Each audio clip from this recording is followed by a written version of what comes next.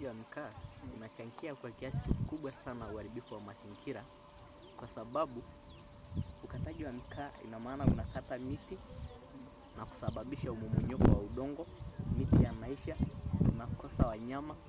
Kwa hiyo hatutakuwa tena na wanyama, pia tunakosa madawa yetu ya kienyeji. That business which is carried down by this community, this Maasai community who are living here. So, what is needed here is education. Education to educate them not to cut down the trees. You see, instead of cutting down the trees, they should plant the trees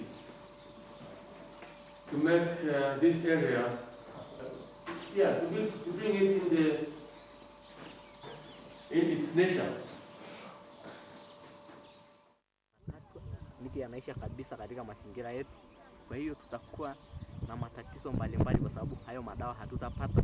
Pia hatutakuwa na wanyama ambayo ni hifadhi ambayo tunatembelewa na watalii kutokana na wanyama. Kuna wanyama wengi. Sasa hatutakuwa nao tena kutokana na sababu ya kwamba tumekata miti. Pia mvua, ukosekanaji wa mvua. Hakutakuwa na mvua kwa wingi kwa sababu tunapokuwa na miti mingi tunakuwa na mvua mingi. Kinyesha mvua tutapata mvua ya kutosha.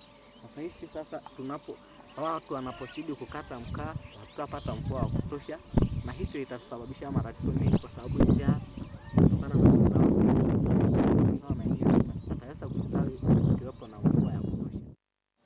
We are planning to initiate a big tree planting nursery here in the school, which will provide trees to the people living around the schools, and instruct them to plant the trees in their homesteads and in their farms.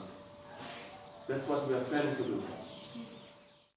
Sababu anakuwa hana hata kitu ya kununulia chumvi. Anasema nifanye nini nipate chumvi? Anakata huo mkaa na kuuza ili apate hela ya kununulia chumvi. Kwa hiyo kinachochangia kukatwa mkaa ni janga la njaa, kwa sababu watu wanakuwa na matatizo ya kutokuwa na mahitaji. Kwa hiyo hicho ndicho kinachowasababisha pia wakate mkaa.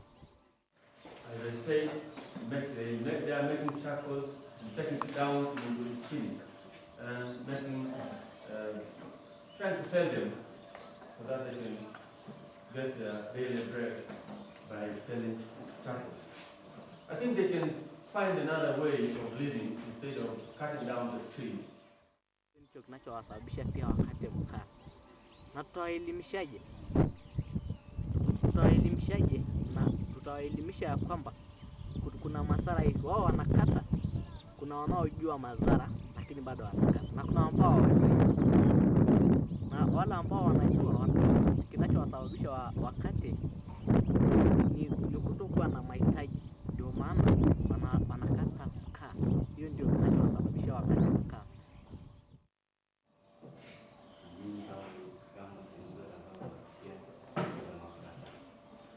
Okay, thank you. Okay, good. Sit down. He asked the question, say that to these Maasai people who are living around this place, because he said that they are cutting down trees and making charcoal.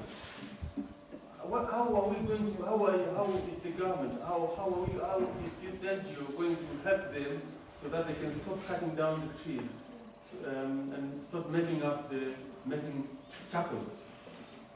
Well, the only thing is that to give them education. Education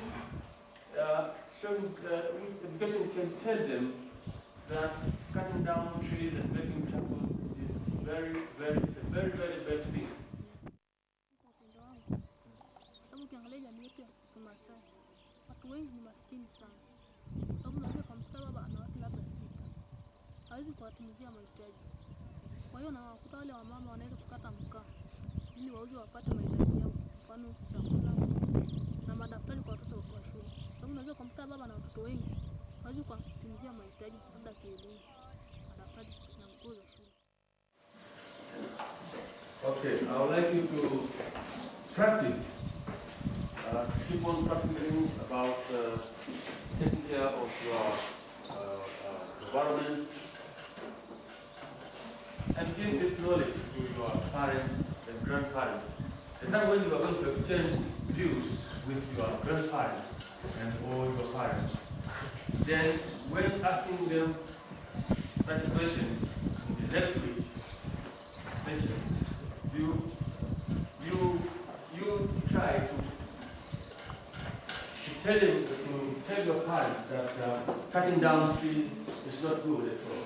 Okay? Cutting down trees is not good. Tell them instead of cutting, they have to plant them so that the area can be full of trees.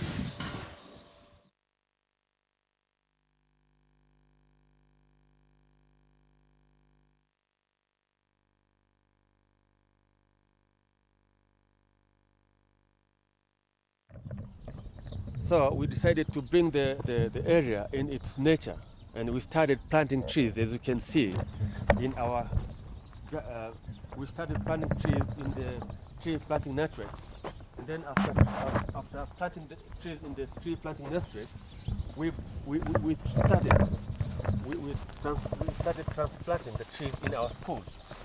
As you can see, I can tell you this, a part of the trees which you can see right now is the trees which we harvested from our tree planting nurseries, and bringing them here so that we transplanted here, so that we return this area in its nature.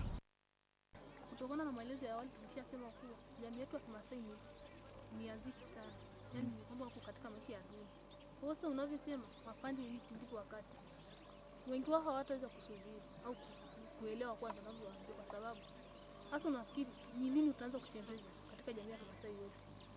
Miti wapande, ndio kuna watakao kubali kupanda na wengine wataweza kukataa. Hasa na wale wanaokataa ndio watakuwa wanafanya uharibifu, tena labda kwa makusudi. Unaweza kukata miti hata mingi, maybe labda miti 10 kwa wiki moja. Hasa ni mpaka waanze kuotesha, asiye kwa jamii ya Kimasai ni ngumu sana, hawatakubali. Kwa hiyo kweli inawezekana, na kama itawezekana ni kwa watu wachache sana.